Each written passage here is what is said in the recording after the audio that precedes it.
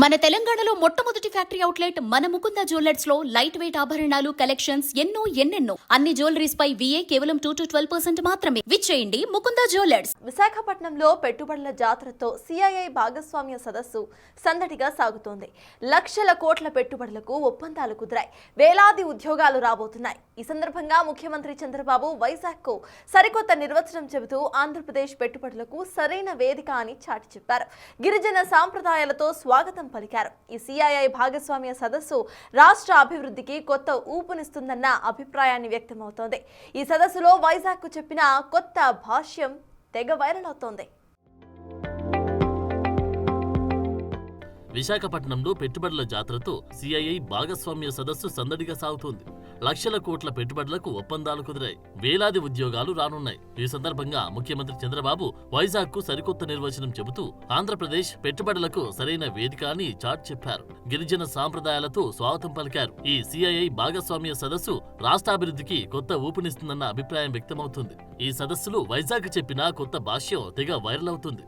దేశ విదేశాలకు చెందిన ప్రముఖ వ్యాపార పారిశ్రామిక సంస్థలు పెట్టుబడులతో తరలివచ్చాయి. గత 2 రోజులుగా లక్షల కోట్ల పెట్టుబడుల ఒప్పందాలు జరిగాయి. ఈ సదస్సుకు ఉపరాష్ట్రపతి CP రాధాకృష్ణన్, ముఖ్యమంత్రి చంద్రబాబు, కేంద్ర మంత్రులు పీయూష్ గోయల్, రామ్మోహన్ నాయుడు, పెమ్మసాని చంద్రశేఖర్, శ్రీనివాస వర్మలతో పాటు పలు దేశాల ప్రతినిధులు, పారిశ్రామికవేత్తలు హాజరయ్యారు.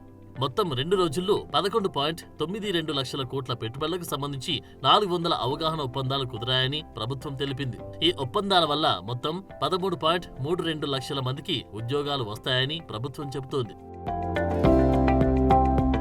మరోవైపు CII భాగస్వామ్య సదస్సులో ముఖ్యమంత్రి చంద్రబాబు వైజాగ్కు సరికొత్త నిర్వచనం చెప్పారు. V అంటే విజన్, I అంటే ఇన్నోవేషన్, జడ్కి జిల్ అంటే ఉత్సాహం, A అంటే ఆస్పిరేషన్, Gకి గ్రోత్ అంటూ వైజాగ్కి కొత్త భాష్యం చెప్పారు. ప్రస్తుతం ఈ కొత్త నిర్వచనం సోషల్ మీడియాలో తెగ వైరల్ అవుతుంది. ఆ క్రమంలో పెట్టుబడులకు ఆంధ్రప్రదేశ్ సరైన వేదిక అని, స్పీడ్ ఆఫ్ డూయింగ్ బిజినెస్ అందరికీ అర్థమయ్యేలా, రాష్ట్రంలో ఉన్న అపార అవకాశాలు వినియోగించేలా అందరి సహకారాన్ని, అభివృద్ధిని కోరుతూ 2 రోజుల పాటు ఒక సదస్సును నిర్వహిస్తున్నట్లు చంద్రబాబు తెలిపారు. తెలుగుదేశం పార్టీ కూడా దానిపై ట్వీట్ చేసింది. చంద్రబాబు గారు, లోకేష్ గారు కలిసి వైజాగ్ నగరానికి ఒక కొత్త నిర్వచనమిచ్చారు. CII భాగస్వామ్య సదస్సుతో అది మరింత స్పష్టమైంది.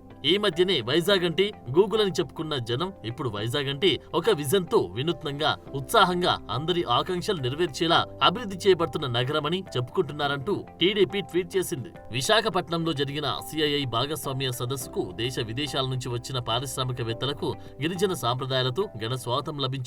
ఈ సదస్సు విశాఖ నగరాన్ని సందడిగా మార్చింది. సదస్సు ప్రాంగణంలో అందరిలోనూ ఉత్సాహం కనిపించింది. వివిధ దేశాలు, సంస్థల నుంచి వచ్చిన ప్రముఖులు సదస్సుల బోర్డు వద్ద ఫోటోలు దిగుతూ ఆనందించారు.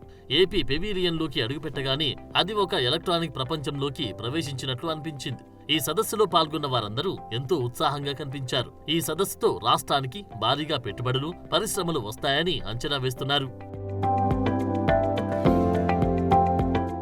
ఆ క్రమంలో 30వ CII భాగస్వామ్య సదస్సు నుంచి రేమాండ్ ప్రాజెక్టులకు వర్చువల్ గా ఆంధ్రప్రదేశ్ రాష్ట్ర ముఖ్యమంత్రి నారా చంద్రబాబు నాయుడు శంకుస్థాపన చేశారు. ఈ కార్యక్రమానికి Raymond group managing director Gautam Maini, ఆ సంస్థ corporate development head Jatin Khanna, AP మంత్రి భరత్ హాజరయ్యారు. 1201 కోట్ల పెట్టుబడులతో ఏపీలో 3 ప్రాజెక్టులు ఏర్పాటు చేయనుంది Raymond group. Silver spark apparel, JK మైనీ global aerospace limited, JK మైనీ global precision limited యూనిట్లకు సీఎం చంద్రబాబు శంకుస్థాపన చేశారు.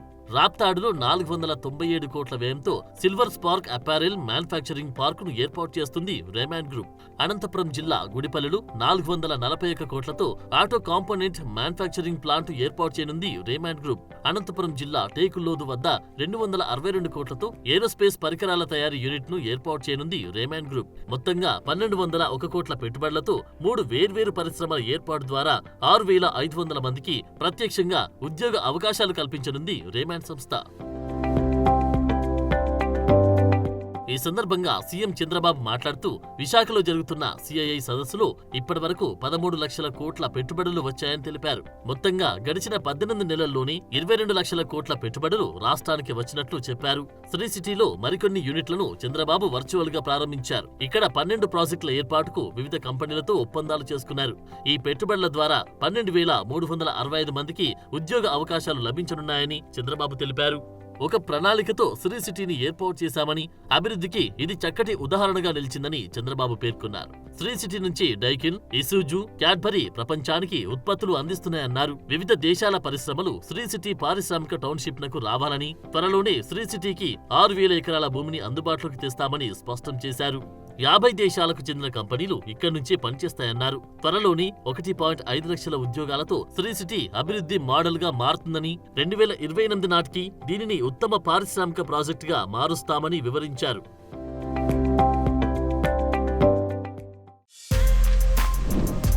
For more videos like this, subscribe Big TV channel.